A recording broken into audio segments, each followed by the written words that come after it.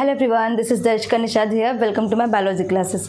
आज की क्लास में हम डिस्कस करेंगे लार्ज इंटेस्टाइन के बारे में। ठीक है, क्या डिस्कस करेंगे? Large intestine. क्यों? क्योंकि इसके पिछले लेक्चर में हमने पूरा अपना जो भी डाइजेस्टिव सिस्टम का पार्ट था वो डिस्कस कर लिया है। ये हमारा क्लास 10th बायोलॉजी का चैप्टर है जिसका नाम है लाइफ प्रोसेस, और न्यूट्रिशन इन ह्यूमन बींग्स उसका एक टॉपिक है जिसके अंदर बहुत सारे हमने सब टॉपिक्स पढ़ा। ठीक है, न्यूट्रिशन इन ह्यूमन बींग्स का मतलब है कि डाइजेस्टिव सिस्टम। क्या देखा न्यूट्रिशन इन ह्यूमन बींग्स में कि जितना भी हमने फूड इनटेक किया हुआ है वो किस तरीके से हमारी बॉडी एब्जॉर्ब कर रही है। अब हम क्या देखेंगे? अब हम आज पहले देख लेते हैं कि लार्ज इंटेस्टाइन हमने क्या क्या देखा। देखो, हमने सिंपली क्या देखा कि यहाँ पे बकल कैविटी से फूड, बकल कैविटी से मतलब कि हमारे माउथ से फूड क्या कर रहा था कि वहाँ से इसोफेगस के थ्रू स्टमक में आया। स्टमक का पीएच कितना था बेटा? यहाँ पे एक्चुअली स्टार्ट से लेते हैं। ठीक है, एक बार हम बकल कैविटी से, एक बार मैं रिवाइज कर देती हूँ, आपको लार्ज इंटेस्टाइन समझने में भी आसानी होगा इसलिए। ठीक है, हमने क्या देखा कि हमने फूड इनटेक किया by the buccal cavity. Buccal cavity में क्या था? हमारे टीथ थे और एक टंग थी जिसकी हेल्प से वहाँ पे सिलेवरी ग्लैंड्स भी लगे हुए थे यहाँ पे, जिसकी हेल्प से क्या हो रहा था? सिलेवरी ग्लैंड से बहुत सारा स्लाइवा सिक्रीट हो रहा था। उस स्लाइवा के साथ फूड मिक्सअप होकर के बोलस के फॉर्म में बन रहा था। ठीक है, और हमारा 30% जो कार्बोहाइड्रेट था जो पॉलीसैकेराइड्स में वो यहाँ बकल कैविटी में ही ब्रेक डाउन हो रहे थे। ठीक है, 30%। अभी 70% की बात नहीं करेंगे। उसके बाद फिर फूड का वो बोलस हमारा इसोफेगस के थ्रू हमारे स्टमक में आता है। इसोफेगस कुछ नहीं है, बस वो एक ऐसी वो एक फूड पाइप जिसे बोलते हैं। वो क्या है कि बस एक वे है, एक रास्ता है जो कि कॉन्ट्रैक्ट और रिलैक्स होकर होती है वहाँ की मसल्स, और जिसकी वजह से क्या होता है फूड जो होता है वो स्टमक में चला जाता है। ठीक है, स्टमक में जब जाता है तो वहाँ पे गैस्ट्रिक ग्लैंड्स होती हैं जो कि गैस्ट्रिक जूस सिक्रीट करती हैं। अब गैस्ट्रिक जूस क्या करती हैं? वो 3 चीज़ों को सिक्रीट करती हैं। एक तो म्यूकस नेक सेल होती है उसमें जो कि म्यूकस सिक्रीट करती हैं, HCl सिक्रीट होता है, और हमारा होता है, और हमारा क्या होता है वहाँ पे चीफ सेल्स होती हैं जो कि रेनिन और कुछ एंजाइम्स लाइपेजेस वगैरह को सिक्रीट करते हैं। HCl कहाँ से सिक्रीट हो रहा था बेटा? ऑक्जेंटिक सेल्स, जहाँ से बाइकार्बोनेट भी सिक्रीट हो रहा था। ठीक, इसके बाद क्या हुआ? यहाँ पे फूड का क्या हुआ बेटा? एसिडिक हो गया क्योंकि pH कितना है? 1.8।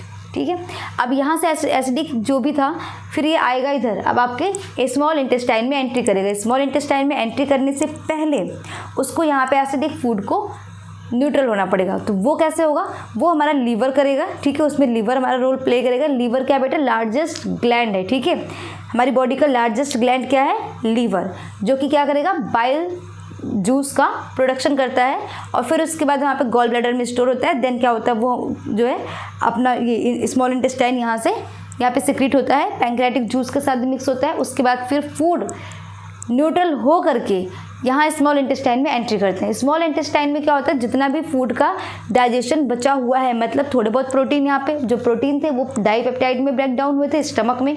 ठीक है, हल्के हल्के हमारे लाइपेजेस की वजह से वहाँ पे लिपिड का ही ब्रेक डाउन हो गया था। ठीक, और हमारे 30% बकल कैविटी में कार्ब्स, मतलब कि हमारे कार्बोहाइड्रेट जो कि पॉलीसैकेराइड थे वो डाइसैकेराइड में ब्रेक डाउन हो गए थे। अब ये जो डाइसैकेराइड्स हैं, ये जो डाइपेप्टाइड हैं, ये जो हमारा जो फैटी एसिड्स हैं, ठीक है, जिसे हम जो हमारा ट्राइग्लिसरॉल है वो डाइग्लिसरॉल में जो टूटा हुआ है। ठीक है, फैटी एसिड जो होता है वो ट्राइग्लिसरॉल और वो डाइग्लिसरॉल पे ब्रेक डाउन होता है। तो वो जो ब्रेक डाउन हुआ है फिर वो क्या होगा? वो स्मॉल इंटेस्टाइन में आएगा, और इस स्मॉल इंटेस्टाइन में फिर वो मोनोमर्स के फॉर्म में टूटेगा। ठीक है, मोनोमर्स के फॉर्म में अभी वो टूट गया।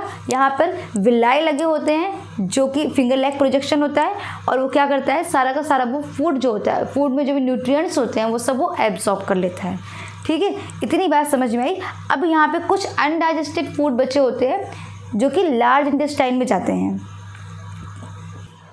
अब हम आ जाओ लार्ज इंटेस्टाइन की बात कर लेते हैं आज, जो कि हमें लार्ज इंटेस्टाइन डिस्कस करना है, उसी के बारे में बात करते हैं। ओके, आ जाओ।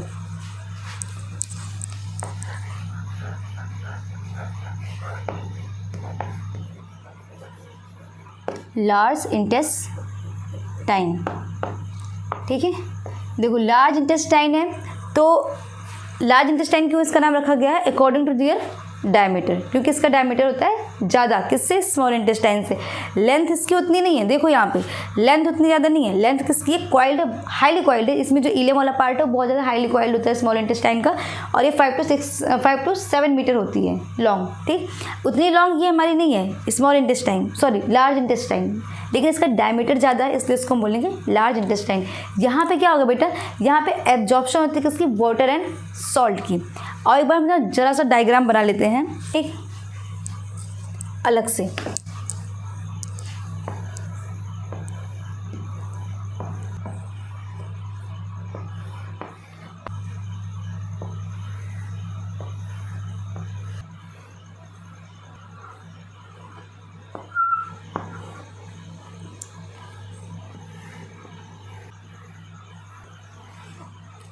This is your large intestine, ठीक है। अब देखो ये जो लार्ज इंटेस्टाइन है इसे हम क्लोन भी बोलते हैं, ठीक है। इसका एक और नाम है clone.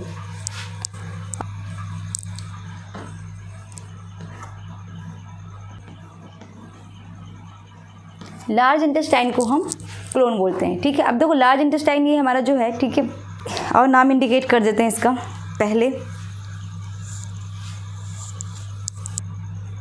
Is the caecum, okay.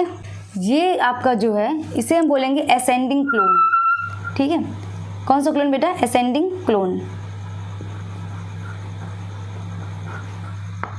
ये लार्ज इंटेस्टाइन को हम क्लोन बोल रहे हैं, ठीक है, क्योंकि ये इस वाले पार्ट को ले हम बोलेंगे असेंडिंग क्लोन।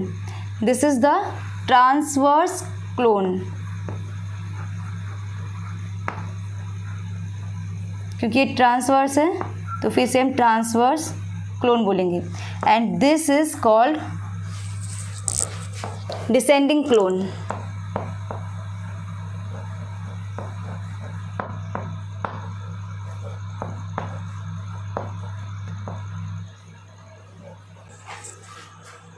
डिसेंडिंग क्लोन, ये क्या होगा आपका large intestine. This is called ascending colon, transverse colon and descending colon. This is called caecum. इसके बाद आपका रेक्टम और एनस बचता है। This part is called rectum and this part is called anus. इसे हम बोलते हैं, ये जो यहाँ पे सिग्मॉइड कर्व में है ना, इसको हम सिग्मॉइड क्लोन बोलते हैं। अभी ये आपको क्लियर हो गया लार्ज इंटेस्टाइन का डायग्राम कि लार्ज इंटेस्टाइन कैसा होता है, ठीक है। ये यहाँ से हमने इसको यहाँ पे बना दिया है, ठीक। इतनी बात क्लियर हो गई। अब देखो इसमें होता क्या क्या है लार्ज इंटेस्टाइन में।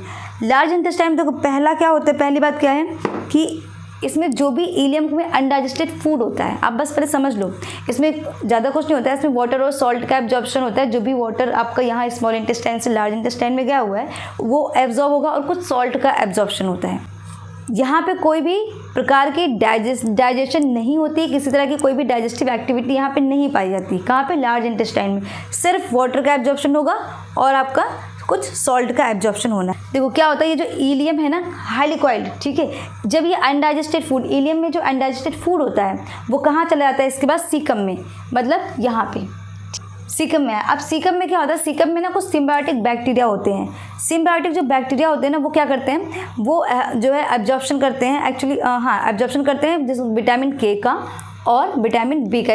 इसके बाद क्या करते हैं, जो अनडाइजेस्टेड फूड है उसको वो फीकल मैटर में कन्वर्ट करते हैं। यहाँ पे कुछ गॉबलेट सेल्स भी लगी होती हैं। आपको पता है बहुत अच्छे से कि गॉबलेट सेल्स कहीं पे भी लगी होंगी तो वो क्या रिलीज करेंगी? म्यूकस। अब यहाँ म्यूकस का क्या नीड है? म्यूकस का नीड बहुत है, ठीक है, बहुत नीड है, क्योंकि क्या है कि म्यूकस जो होगा वो जब आपके अनडाइजेस्टेड फूड आपके फीकल मैटर के साथ मिक्स होगा तभी वो इजिली बॉडी के बाहर पास ऑन हो सकता है, ठीक है।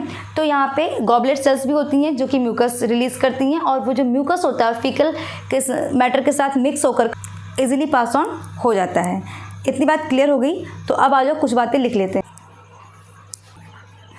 फर्स्ट बेटा क्या है, यहाँ पर होता है एब्जॉर्प्शन ऑफ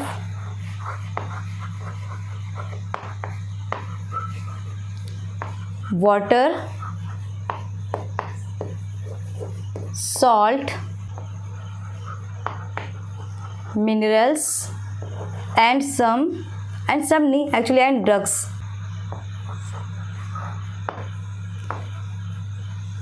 सेकेंड पॉइंट क्या है इसमें, यहाँ पे कोई भी डाइजेस्टिव एक्टिविटी नहीं। पॉइंट क्या होता है बेटा, secretion of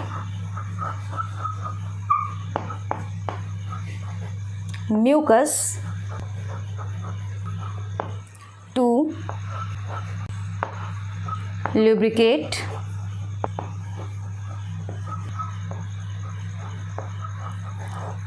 passage of bacteria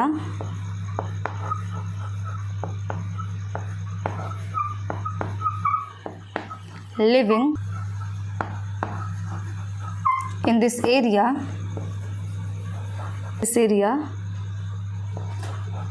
are symbiotic